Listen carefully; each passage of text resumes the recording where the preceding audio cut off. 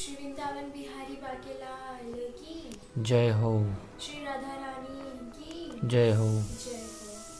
तो हम कहते हैं कि आजकल देखो बिल्कुल सहन शक्ति नहीं है, तो क्यों हो? गलत को सहना भी तो गलत है। क्यों हो? गलत को सहना भी तो गलत है। भगवान ने कहा है कि अन्याय करने वाला और अन्याय सहने वाला दोनों ही गलत है। क्यों अन्याय सहे और अन्याय करना भी और अन्याय सहना भी दोनों ही गलत है। किसको पता है कि उस पर अन्याय हो रहा है, जिसको भी पता है कि उस पर अन्याय हो रहा है, फिर भी वो चुप है, सह रहा है, तो वो गलत है। अरे भगवान ने अर्जुन को परिवार से झगड़ने के लिए कह दिया था। क्यों कहा था?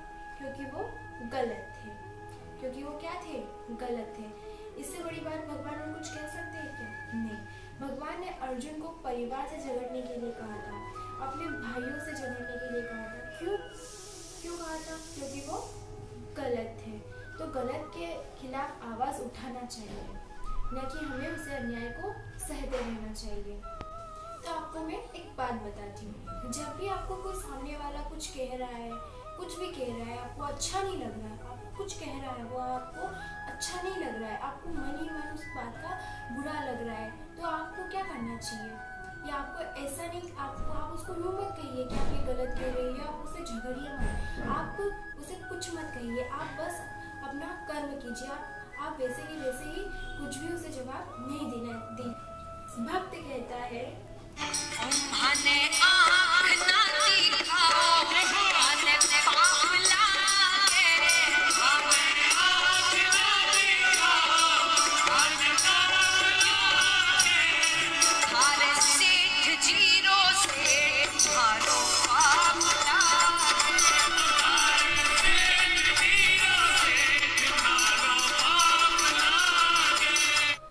बड़े बड़े लोगों से पहचान क्यों बनाते हैं कि किसी दिन कोई जरूरत हुई तो काम आएंगे, कोई जरूरत पड़ी तो वो बड़े लोग काम आएंगे, कोई बड़ा काम हुआ तो वो बड़े लोग काम आएंगे। इसीलिए पहचान बनाते हैं कि और कोई कारण होता है। इसीलिए हम बड़े लोगों से पहचान बनाते हैं। क्यों? छोटे मोटे काम तो यूं ही हो जाते हैं, हम यूं ही कर लेते हैं छोटे मोटे काम तो। लेकिन सच में जिस दिन कोई बड़ा काम हुआ, कोई बड़ा कारण हुआ, तो उस दिन क्या होगा? कोई बड़ी आफत आई तो उस दिन इनमें से कोई एक भी आपका फोन नहीं उठाता है क्या आपका फोन? नहीं। उस दिन इनमें से कोई एक भी आपका फोन नहीं उठाता। और फिर अंत में उस दिन काम कौन आता है? कौन काम आता है उस दिन? जोर से कहिए, कौन काम आता है उस दिन? और हाँ देख, उस दिन काम वही आता है जहाँ हम जिससे पहचान बनाने को, हम जिससे बात करने को एक मिनट का भी समय नहीं लेते। एक मिनट तक हम नहीं सोचते कि हम इससे पहचान बना रहे हैं या हम इससे बात कर रहे हैं। तो अंत में कौन काम आता है? अंत में यही सेट काम आता है। बाकी सब क्या करते हैं? फोन बंद करके बैठ जाते हैं। फोन बंद करके क्या कर लेते हैं? रख देते हैं कि बड़ा परेशान कर रहा है, यूं ही कहते हैं ना। फोन बंद करेंगे और यूं कहेंगे कि बड़ा परेशान कर रहा है। तो अंत में काम कौन आता है? अंत में वही सेट काम आता है। इसलिए अच्छी संगति में रहिए, अच्छे मित्रों के साथ रहिए। ये सब कौन देखता है? सावरिया देखता है। इसलिए हमें अच्छी संगति में रहना चाहिए, अच्छे मित्रों के साथ रहना चाहिए। जब आपको लगे कि ये मित्र की संगति हमारे लिए बेहतर नहीं है, तो उसी समय हमें उस संगति को छोड़ देना चाहिए। इसलिए अच्छी संगति में रहें, अच्छे मित्रों के साथ रहें।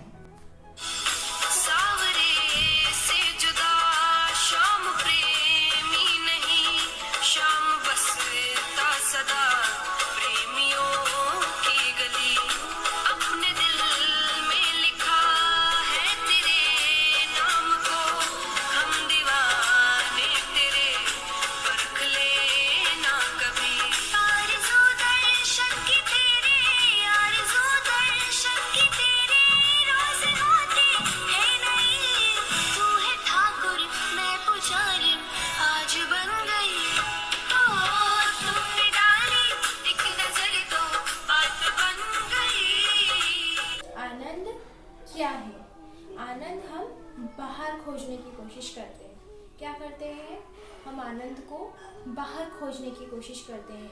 यहाँ चले जाएंगे तो हमें आनंद मिल जाएगा, हम ये देख लेंगे तो हमें आनंद मिल जाएगा, हम ये कर लेंगे तो हमें आनंद मिल जाएगा। पर ये सब कुछ क्या है, ये सब कुछ क्या है, ये सब कुछ क्षणों के आनंद है।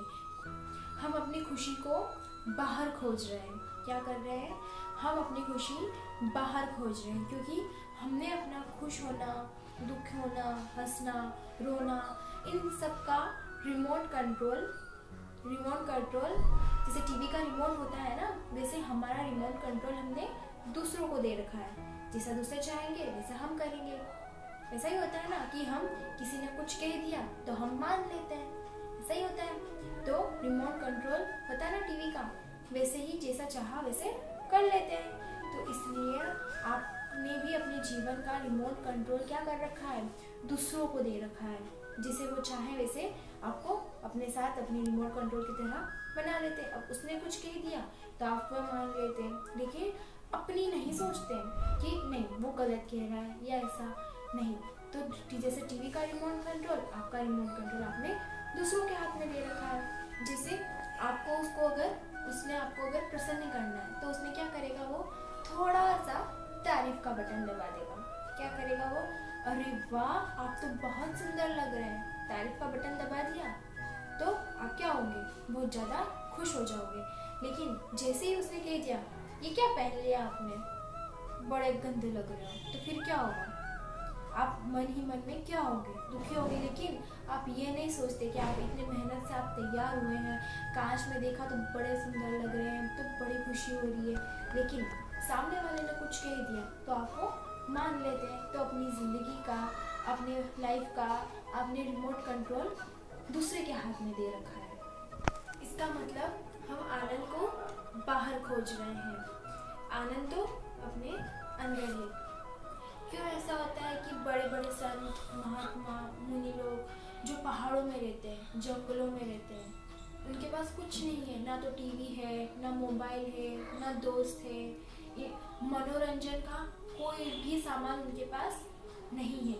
लेकिन फिर भी वो खुश है, अपनी ज़िंदगी में वो लोग खुश है। ना वो किसी से शिकायत करते हैं, ना ही कुछ, लेकिन फिर भी क्या है, वो खुश है। उनके पास कुछ भी नहीं है, फिर भी वो खुश है, क्योंकि उन्होंने क्या किया, अपने अंदर आनंद को खोज लिया है, अपने अंदर के आनंद को उन्होंने पहचान लिया है, अपने अंदर के आनंद की उन्होंने अपने आप से पहचान करा ली है। इसीलिए वो क्या है, खुश है। इसलिए उन्हें खुश रहने के लिए किसी और की ज़रूरत ही नहीं है। तो आपको भी वही करना है। आपको क्या करना है, अपने आप में खुश रहना है, अपने आप में आप लोग खुश रहिए। क्योंकि जितना ख्याल आप अपना स्वयं का रख सकते हो, जितना ख्याल आप अपना स्वयं का रख सकते हो, उतना कोई और नहीं रख सकता। आनंद अपने बारे में सबसे ज़्यादा, अपने आनंद को सबसे ज़्यादा कौन जानता है, अपने आप को सबसे अच्छे से कौन समझता है, हम स्वयं समझते हैं। इसलिए आनंद हमारे अंदर है और वह आनंद है भगवान। तो हमें क्या करना चाहिए कि उस आनंद को, हमारी खुशी को हमें ना कि बाहरी लोकोक्तियों में या बाहरी सामानों में खोजनी चाहिए, बल्कि आनंद को हमारे अंदर ही हमें पहचान करनी चाहिए। जैसे कि आप मीरा जी को जानते ही हो, जैसे कि मीरा जी को देखिए, नरसिंह जी, कर्माबाई, इन सबको देखिए, ये क्या है, बाहर वाले इन्हें कितना कुछ कहते हैं, यहाँ तक कि मीरा जी को तो लोगों ने क्या कुछ नहीं कहा, उनके चरित्र तक पर आवाज़ उठाई, लेकिन फिर भी वो क्या कहती है वो कि मेरे तो गिरधर गोपाल, दूसरा ना कोई। और उन्होंने क्या कहा कि वो जो कहेंगे बस उसी से मुझे फ़र्क पड़ेगा, बाकी अगर कोई कुछ भी कह ले उन्हें किसी बात से कोई फ़र्क नहीं पड़ेगा। इसलिए दुनिया वालों से कोई फ़र्क नहीं पड़ा उन्हें।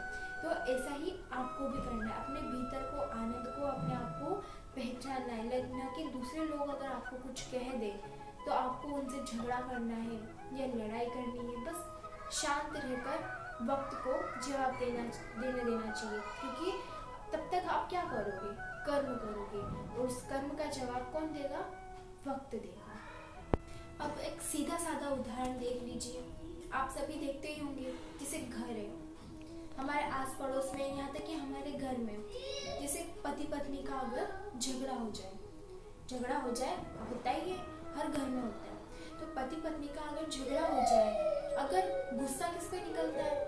बच्चों पर निकलता है। किस पे गुस्सा निकलता है? बच्चों पर। लेकिन एक बात हमेशा याद रखिएगा कि किसी बेगुनाह को उसकी गलती नहीं हो, किसी बेगुनाह को जिसकी गलती नहीं हो, अगर एक थप्पड़ भी आप गलत मारोगे ना, अगर एक थप्पड़ भी अगर उसको गलत पड़ेगा ना, तो वो घूम कर आपके पास जरूर आएगा। इसलिए हमें बेगुनाह को कभी हमें ठेस नहीं पहुंचानी चाहिए। कहते हैं ना कि अगर आप उसका नुकसान करोगे, अगर आप उसका 1 रुपए का नुकसान करोगे तो आपका 2 रुपए का नुकसान होगा। इसलिए किसी बेगुनाह को हमें परेशान नहीं करना चाहिए, तो वो क्या होगा, घूम फिर कर आप ही के पास आएगा। बहुत पुरानी कहावत है कि जिस दूसरों के लिए खड्डा खोदने वाला खुद उसी खड्डे में गिरता है। तो इसलिए जो कर्म कर रहे हो वो कर्म अच्छे करो, ताकि घूम फिर कर आपको ही उसका लाभ प्राप्त हो। किसी बेगुनाह को आप नुकसान मत पहुंचाओ, क्योंकि वो क्या होगा, अंत में घूम फिर कर वो आप ही के पास आएगा, जिसका हर्जाना आपको स्वयं को भुगतना होगा। एक बार ठाकुर जी का बहुत ही प्यारा भक्त होता है। एक छोटी सी स्टोरी। एक बार ठाकुर जी का बहुत ही प्यारा एक भक्त होता है। वह क्या करता है कि वो रोज इमली के पेड़ के नीचे बैठकर भगवान के भजन कीर्तन आराधना करता। और उसी रास्ते से एक दिन क्या हुआ कि एक दिन नारद जी उस रास्ते से गुजर रहे थे। तो नारद जी ने उनसे पूछा कि उनको वहाँ देखा कि रोज यहाँ बैठ कर के ठाकुर जी का भजन कीर्तन करते हैं।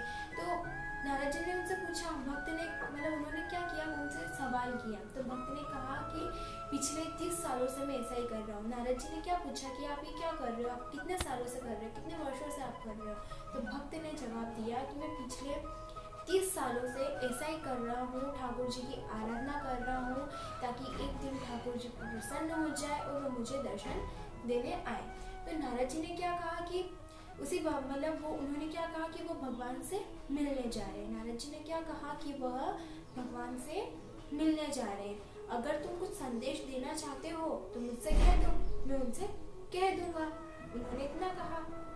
तो उन्होंने क्या कहा फिर कि बस मेरा एक प्रश्न है। तो भक्त ने क्या कहा कि मेरा बस एक छोटा सा प्रश्न है। कि वो प्रश्न क्या है कि आप भगवान से मेरे लिए एक प्रश्न पूछना कि वो मुझे कितने दिन बाद मुझे दर्शन देने यहाँ पर आएंगे। तो फिर नारद जी क्या करते हैं, नारद जी भगवान के पास जाते हैं, ठाकुर जी से पूछते हैं कि इमली के पेड़ के नीचे एक बहुत ही बड़ा आपका भक्त है जो रोज आपका भजन कीर्तन और आराधना करता है, और उसने एक प्रश्न पूछने के लिए कहा है कि आप कितने वर्षों तक उनसे जाकर भेंट करेंगे। तो इतने में ठाकुर जी ने क्या कहा कि उस इमली के पेड़ में जितने पत्ते हैं उतने वर्षों बाद वो आकर उसे दर्शन देंगे।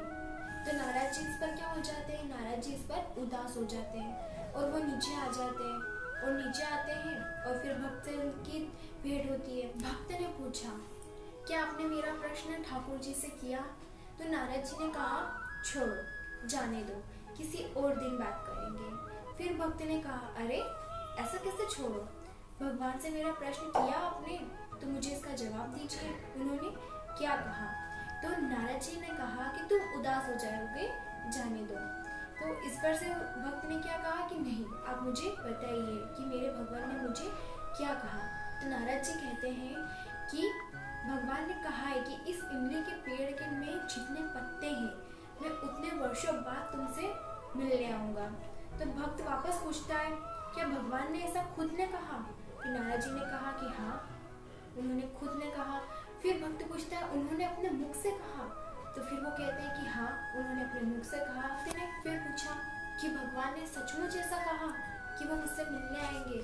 तो नारद जी ने कहा कि हाँ भाई, सच में उन्होंने ऐसा कहा कि वो तुमसे इस इमली के पेड़ में जितने पत्ते हैं उतने वर्षों बाद आकर तुमसे मिलेंगे। तो यह सुनने के बाद जो वो भक्त नाचने लगता है, भजन गाने लगता है, और जैसे वो भगवान की आराधना करता है वो इतना प्रसन्न हो जाता है और भजन करता है, और वो इतना खुश हो जाता है कि कम से कम भगवान इतने वर्षों बाद उसे मिलने के लिए आएंगे, उसे दर्शन देने के लिए आएंगे। ऐसा करते करते अचानक से वहाँ पर क्या होता है कि भगवान प्रकट हो जाते हैं उसे दर्शन देने के लिए। तो नारद जी की बात, नारद जी ने उन्हें बात अच्छी नहीं लगती। नारद जी भगवान को नारद जी ने भगवान को कहा कि आपने तो कहा था कि इसे दर्शन देने इस इमली के पेड़ में जितने पत्ते हैं उतने वर्षों बाद आएंगे, तो आप इसे दर्शन देने इतनी जल्दी क्यों आए? तो इस पर से उन्होंने कहा कि मैंने झूठी बात नहीं कहलवाई, कि जिस गति से, जिस तरीके से तुमने प्रश्न किया था और प्रश्न करते ही मैंने तुम्हें जवाब दिया था, और जैसे ही तुमने भक्त को जवाब दिया उस गति से, जिस गति से ये मेरी आराधना करने लगा, उस हिसाब से तो मैं उतने वर्षों के बाद ही इससे मिलने आता। जिस गति से इमली के पेड़ के नीचे बैठकर रोज भजन कीर्तन करता, उस हिसाब से तो मैं उतने वर्षों बाद ही इनसे मिलने आता। लेकिन जैसे ही इसे पता चला कि भगवान इसे दर्शन देने आएंगे, लेकिन जिस गति से वो उत्साह से, भक्ति से वो नाचने लगता है, वो भजन गाने लगता है, तो वो भगवान उसे देखकर क्या हो जाते हैं? प्रसन्न हो जाते हैं। जिस हिसाब से उसने भक्त ने भगवान के भजन कीर्तन और आराधना की, तो भगवान को दर्शन देने के लिए उसे तुरंत ही प्रकट होना पड़ा। लेकिन भक्त पहले क्या कर रहा था? वो उस हिसाब से, उस गति से भजन कीर्तन नहीं कर रहा था, जिसके कारण भगवान ने क्या कहा कि वो इमली के पेड़ में जितने पत्ते हैं उतने वर्षों बाद भक्त को दर्शन देने आएंगे। तो अंत में क्या हुआ? जब उसे पता चला कि वर्षों बाद ही सही, लेकिन भगवान उसे दर्शन देंगे, तो उसने उस भक्ति को देखकर भगवान को तुरंत ही वहाँ प्रकट होना पड़ा। तो इस कहानी की सीख क्या है कि अगर हम यह सोचते हैं कि जितने वर्ष चलते जा रहे हैं, हल्की फुल्की मेहनत करते रहें, जीवन में जब मिलना होगा तब मिल जाएगा, तो उस प्रकार से हमें काफ़ी समय लग जाता है। अगर आप अपने जीवन में उन्नति पाना चाहते हैं, सफलता चाहते हैं, तो आपको उस प्रकार से कड़ी मेहनत करनी होगी, उस प्रकार से दृढ़ता से, उस प्रकार से आपको उत्साह के साथ कार्य करना होगा, और तभी भगवान कुछ ही क्षणों में, कुछ ही मिनटों में भक्त को दर्शन देने आते हैं। बहुत जल्द आपको भी सफलता प्राप्त होगी। इसीलिए मेहनत करिए और इस प्रकार करिए कि मानो भगवान आपको बहुत ही जल्द दर्शन देने वाले हैं। तो भक्तों, बांके बिहारी वृंदावन लाल की जय, राधा रानी की जय। जय हो।